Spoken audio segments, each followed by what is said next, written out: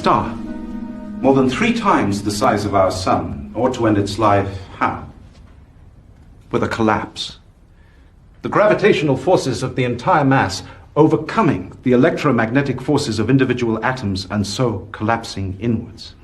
If the star is massive enough, it will continue this collapse, creating a black hole, where the warping of space-time is so great that nothing can escape, not even light.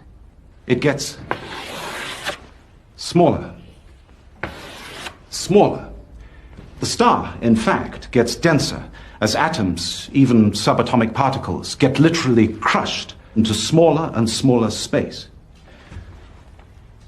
And at its end point, what are we left with? A space-time singularity. Space and time come to a stop.